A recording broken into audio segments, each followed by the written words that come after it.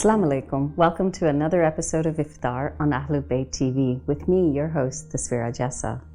It's lovely to have you back. Today we're going to be making some meat buns.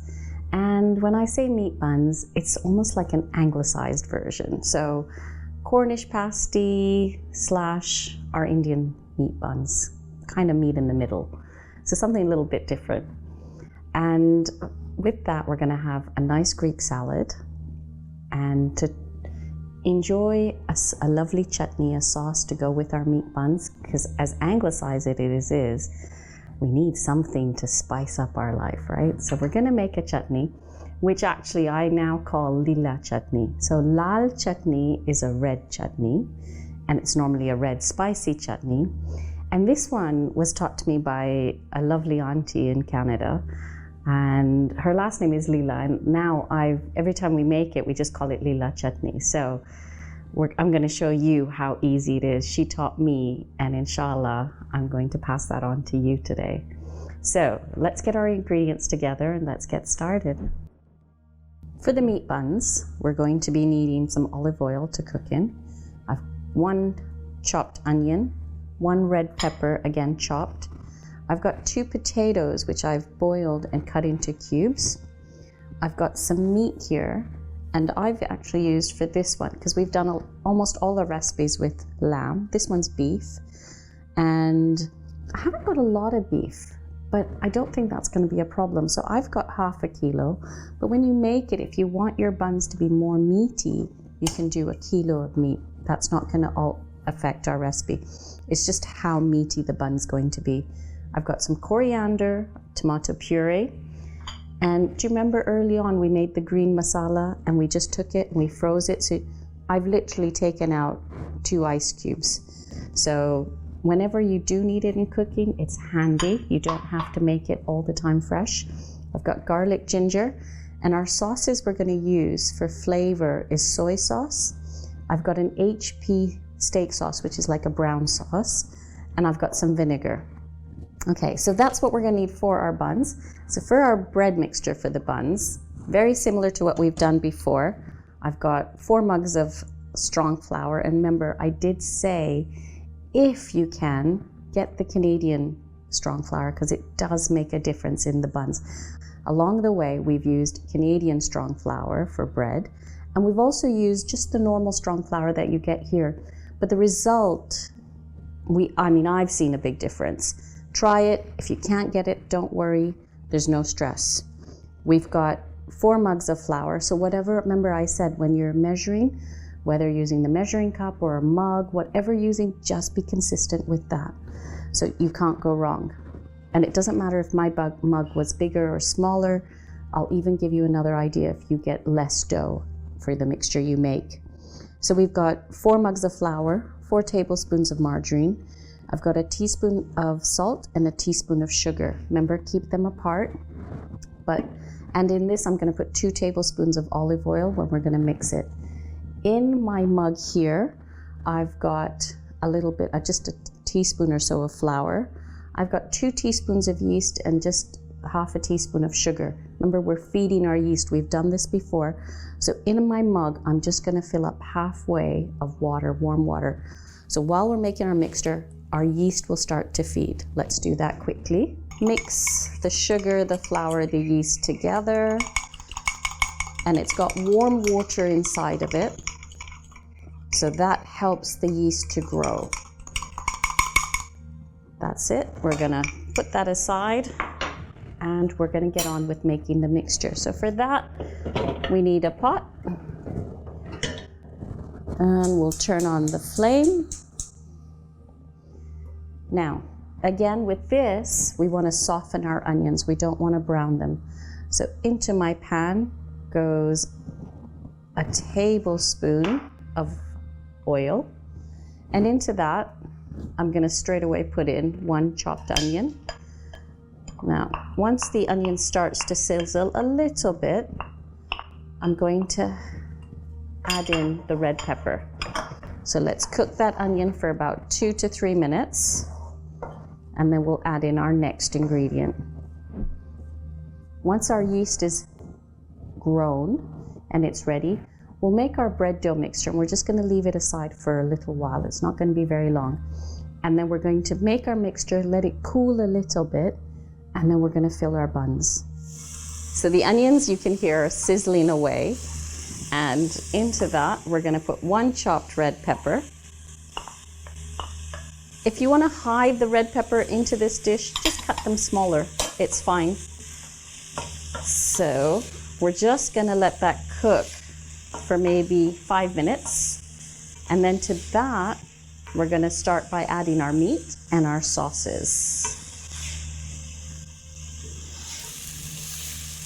Okay, as you can see, our onions and red peppers have cooked a bit. Into that, I've boiled some meat, and you can see I've cut it really, really small because it's going inside the bun. So I want in every bite for you to get a little bit of meat. And so in this, all I've done is I've boiled it in a, you can do it in the pressure cooker, in the Instant Pot. In the Instant Pot, I did it for 22 minutes with salt, pepper, and a teaspoon of garlic and a teaspoon of ginger, nothing else. Okay, so in goes our meat. Now, it's nice and soft. I've taken the stock out that was in the pot, and that you can use in a soup. You can, the next time you make pilau, you can use that stock in there. Now, into this, we're going to add our sauces. So in goes about 2 teaspoons of soy sauce. We're going to do vinegar. We're going to do 2 teaspoons of vinegar.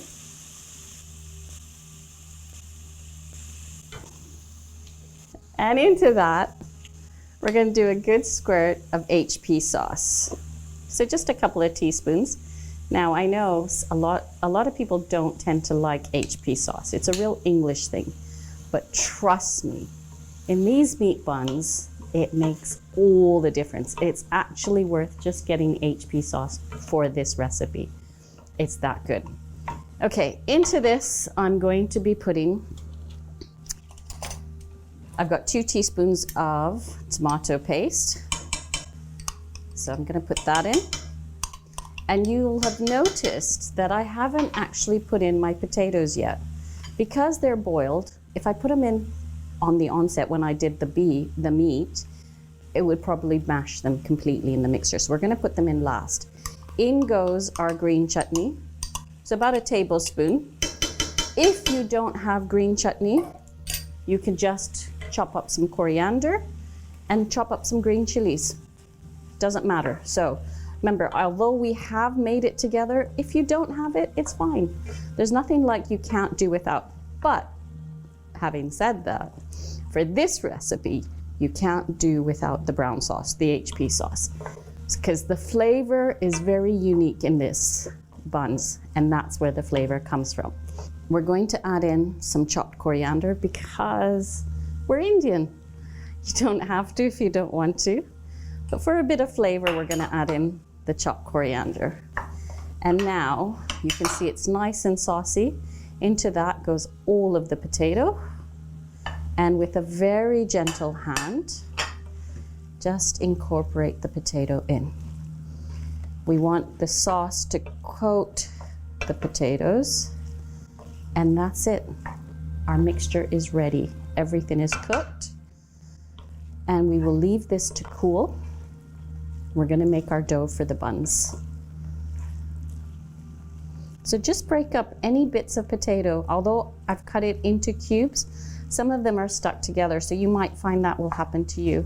So just with your spoon, just break them up, and then you'll have little mouth-size pieces when you eat it.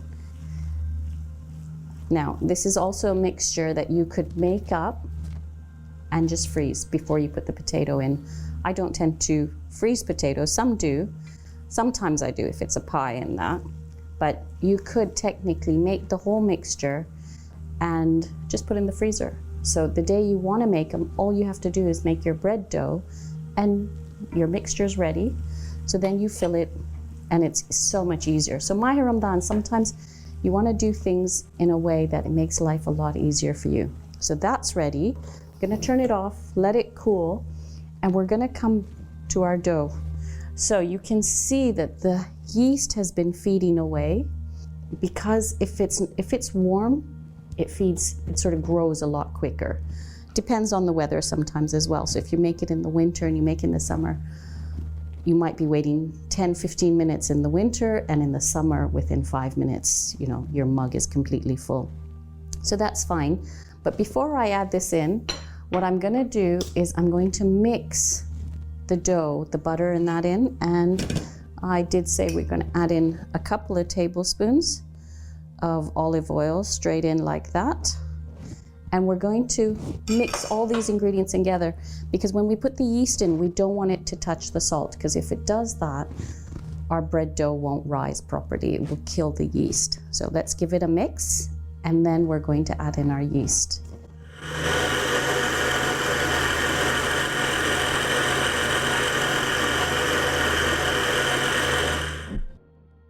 Our dough, we've mixed in our fat, our sugar, and our salt, and it's almost textures like breadcrumbs. Our yeast has been bubbling away, and we could leave it for another 5-10 minutes, it's fine, but we're gonna add it in now.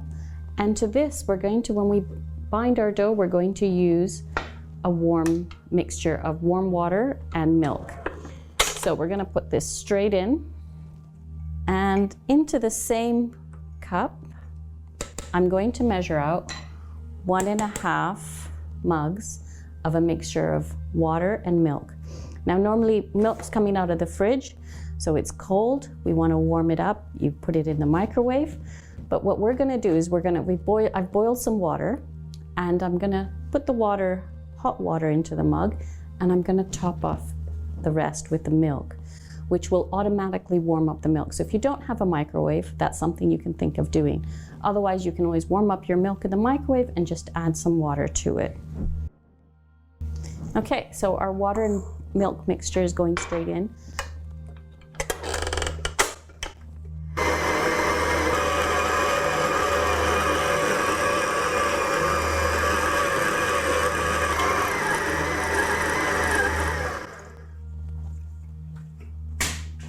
Okay. So our dough is, we binded our dough. If you don't have a mixer, remember you can just bind it by hand. And we're going to now leave this for a few minutes. Okay, the dough's ready. So we're gonna leave this covered. I'm gonna roll it together a bit, and then we're gonna leave it for maybe 20-25 minutes, because we're going to get ready and make our salad, because our mixture is still quite hot. We need this to cool a little bit. Okay, so our mixture for our meat buns is cooling, and we've made our dough, so that's rising a little bit. In the meantime, we're going to make a Greek salad. Now, Greek salad is really simple. The only hard part of Greek salad is chopping up the ingredients. This is really, really good for you because there's so many nutritious vegetables in this. So we start with 1 red onion, and it's just finely sliced. This goes straight into the bowl, just like that. And into that, we have 1 English cucumber. So the English cucumber, the seeds aren't, how can I say, hard in the middle. They're very soft seeds, and it's not so juicy in the middle. So we've got 1 English cucumber chopped. I've taken the skin off that. I've got a punnet of cherry tomatoes. They're just cut into half, and they go straight in, just like that. Now, the organic cherry tomatoes in this dish will make a big difference, because the flavor in them compared to just an ordinary cherry tomato, or making the salad in the summer when you've grown your tomatoes, oh my gosh, it'll be a completely different kind of salad. Here I've got 1 orange pepper. You can use a red pepper, whichever one you want. I had an orange one, so we've used an orange one. And we've got 5 small spring onions chopped.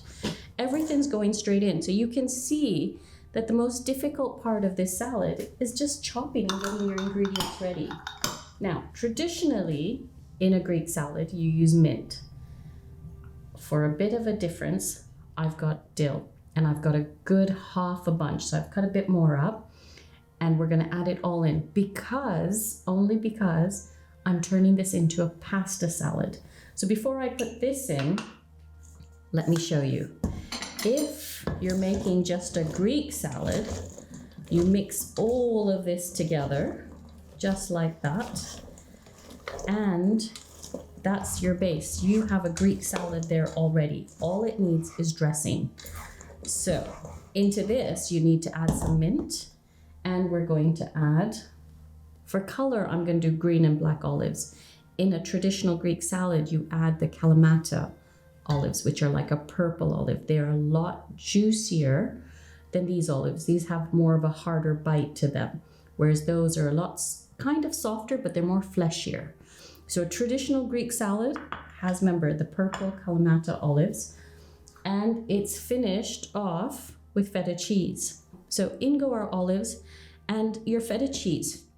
Now I've just bought normal feta cheese, Greek feta cheese, and normal salad feta cheese. There is a big difference. So it's always nice to maybe try different feta cheeses when you make your salad or anything else. Always try different ones, because then you'll notice the difference in the quality or the taste, the flavor will change. What you can do is, it comes in a block. When you finish making it, you can actually just crumble it over the top. Just for convenience today, I've cut it up, but you can see that it will crumble very easily. It's not a lot of hard work. So I'm going to mix some in, and I'm going to save some just to scatter over the top. So we've got a bigger bowl, and we're just going to alternate between our pasta. We'll do our pasta and some of our vegetables. So we're mixing our pasta and our salad, our vegetables together. But at this point, I think it's a good idea to make up our dressing. So for our dressing, one empty jar, we've done this before, and into it goes 1 part oil. So we're going to do just a little under 1/3 cup of oil, and we're going to add some lemon juice directly in. This is 2 lemons squeezed. So I've added in just over 1. And the last time we made dressing together, we used whole grain mustard. I've got some Coleman's mustard just for a different flavor. And so you can see that how using different ingredients and adjusting a little bit will change the dressing that we have. So I'm just going to add in almost 1/2 teaspoon of the Coleman's mustard. To that, I've got some sun-dried tomatoes. You don't have to add sun-dried tomatoes. I just like that Mediterranean flavor that it adds to the Greek salad. So that goes straight in, and it's got a little bit of the oil that the sun-dried tomatoes came in. I'm going to add that in as well. Into that, we've got, I'm going to do a little bit less because there's a bit of salt in the pasta when we boiled it. 1/2 teaspoon of salt. And what's going to make the difference is getting peppercorns, and we're going to grind them into the mortar and pestle so it's fresh, and that flavor and the smell that will come out of the pepper will make a huge difference. Okay, grind it down a little. We don't want a complete powder because otherwise it will make our pasta almost black.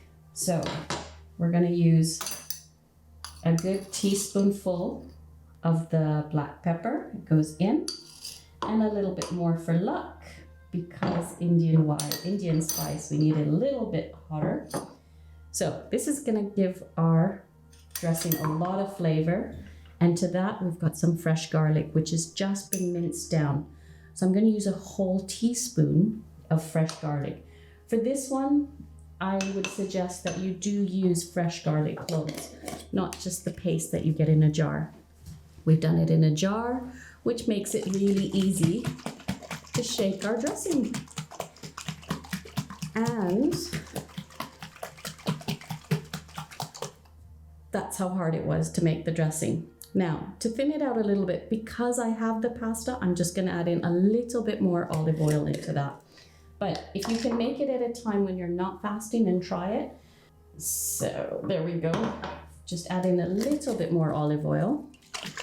Good shake. Now the pasta is going to absorb a lot of flavor. So this dish made today will taste very different to tomorrow because it will absorb a lot more of the flavor in our dressing. And the dressing, the flavor will mature. So that will change. So now as we go on, all we're going to do is mix pasta and our vegetables together and a bit of dressing at the same time. So we're going to add in, we already had one bowl full of dill. We're going to add in another bowl full. So we've got a lot of dill going in. Remember, because of the pasta, otherwise we would add mint. And we've got a bowl full of parsley. So that goes straight in. And again, the smell from the herbs, the aroma they're giving off is incredible. Again, we're gonna put in our feta cheese, and we're just gonna save a little bit to use to garnish on top. And all these ingredients are going in to be mixed with our pasta. So pasta, some vegetables, and some dressing. And just mix it all together. All right, a little bit more pasta. And again, some more veggies, some more veggies. And it's nice if you have the time, make this the morning of, the day before, because remember, a lot of flavor will develop as this salad sits. Our pasta salad is ready, and it's sitting, infusing all the flavors of all the lovely ingredients that we mixed together. We made our bread dough mixture, and you can see I covered it with cling film, and I had just put a towel over the top. Now, when it was ready, all I did was smooth it out, and I've left it with a little bit of olive oil on the top so it doesn't dry out.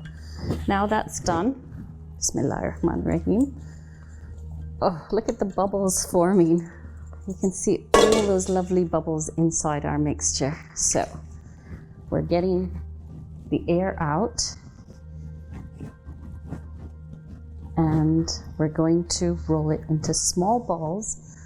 So just a little bit bigger than a luyo that we would use for roti. So almost like that. All right, so let me just show you quickly. We're going to just roll it out into a circle, and we also need to preheat the oven to 180, and we are lining a tray with some baking paper. So that's it. We're going to roll it out. Make sure your edges aren't very thick. Let's do that a little bit more. And if you want smaller meat buns, then just make a smaller ball. All right, so all we're gonna do is we're gonna get some mixture, put it in, and just make sure you have a little bit of everything. Try not to overfill your buns. And we're gonna push the mixture in, and we're just going to seal the edges. Now, I used to do it with water, and that's when someone said, you don't need water, just keep it dry, and that will seal it together so it won't open up. Sometimes when I was putting the water in, some of them would open. So that's something I learned along the way as well. And there you go. And that's how easy it is to make the buns. So we'll make all of them up and lay them in the tray, egg wash them. We're going to bake them in the oven for about 20-25 minutes. So once this is ready, I'm going to show you how to make lila chutney.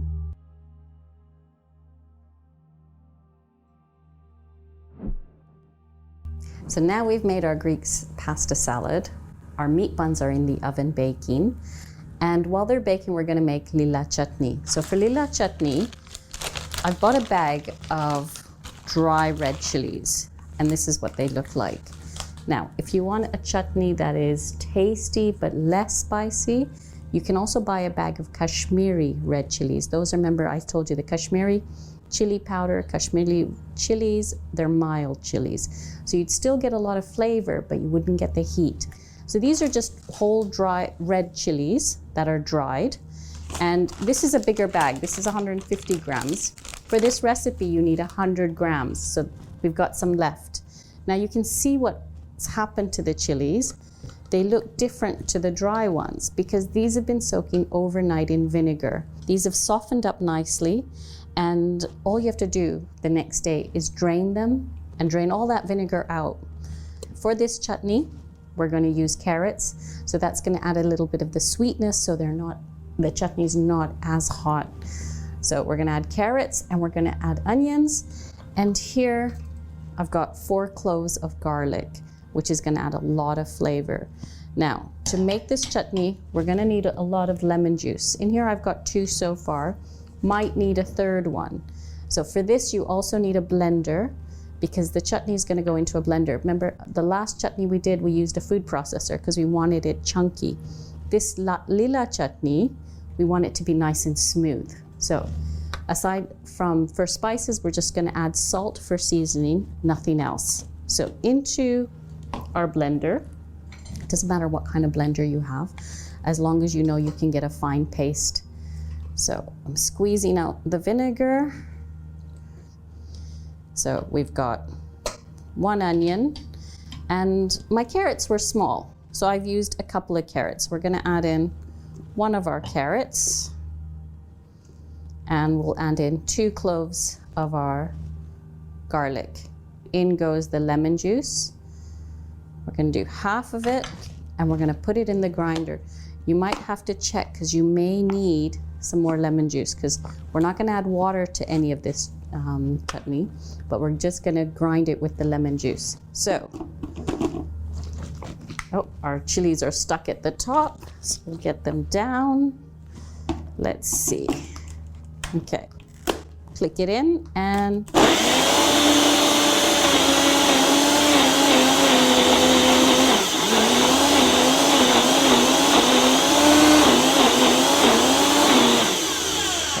we need to grind this until we have a nice smooth paste.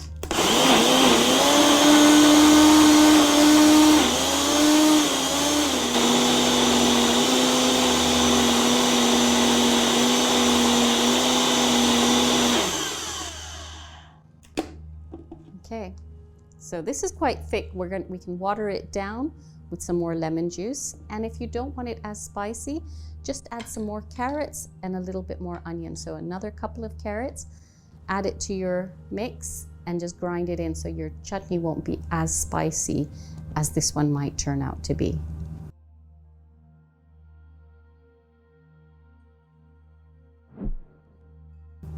Alhamdulillah, what a busy morning we've had. So we've made some meat buns with a different kind of mixture. So this is almost like saying it's an Indian Cornish bread pasty. We've made lila chutney, and we made not just a Greek salad, but we turned it into a pasta Greek salad. And you noticed, as long as we can keep our components, all our elements chopped up and ready to go, it makes it so much easier. For the buns, you can see I've just literally used the same mixture, the same rolled out dough, except I cut it into 2 parts and I join the inside and then I join the outside to make a flower design. So it's the same thing, just presented differently. Also, if you want to make this and freeze it for the rest of Maha Ramadan or school lunches, then just underbake them a little bit. So these are ready to be served on the table. But if you want to do it for the freezer, then maybe bake it less, maybe by about 10 minutes or so. So make sure they're just lightly browned, not even really brown, they're just cooked. Put them in the freezer, and then when you take them out, you can put them back in the oven and then make them more golden and reheat them that way. So I've had a lovely time cooking with you today. Inshallah, I'm hoping that you have a go and make these things. And remember, all of these dishes that we're making, they make a plentiful amount, so a lot for sharing around, passing on your love, sharing it with someone, breaking their iftar. You know how much thawab there is in that. Inshallah, you will have the opportunity to share all these goodies with the people you love.